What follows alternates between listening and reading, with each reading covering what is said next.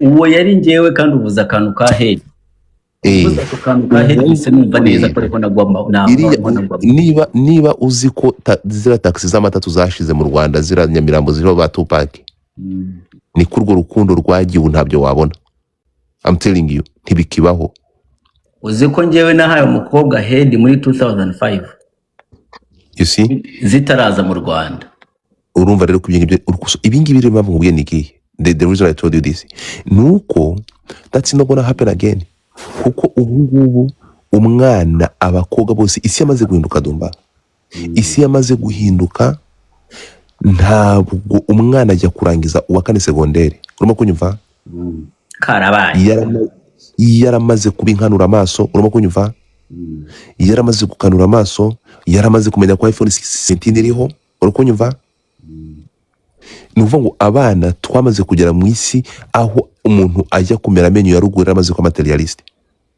Apana bose man, biragoye twamaze kugera mu isi uretse uramutse uguye nko kuri tombora tu ko ushobora kugira ayo mahirwe, ariko niyo mpamvu uzarebe subiza amaso inyuma nakubarira 1 2 3 4 5 nawe uzi bakuru ubukwe ntibamara iminsi 2.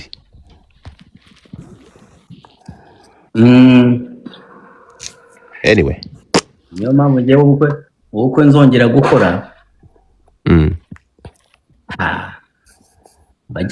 bageti zaba ari ntoya.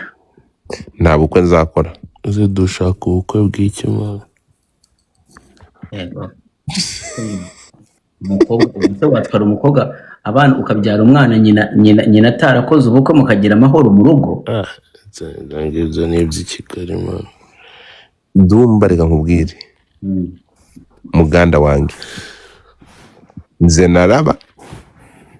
nararebye ngiye ntabwo imana ifite experience ntarashaka umugore wallahi, ariko bitewe n'ibyo nagiye ndeba n'amaso yanjye sinzi niba ari uguhaba. Urumva? Ariko reka nkubwire ibi biboro mani, hari ibiboro mutajya mutubwira Dumba, hari ibiboro mwaduhishe kandi sinzi mpamvu mujya mubigira ibanga abantu mwashatse abagore mani, mujya mukomeza kubigira secret mukatubwira ngo kurugo ari rwiza, ariko se niba ari rwiza kubera iki mutajya mu rugumamo?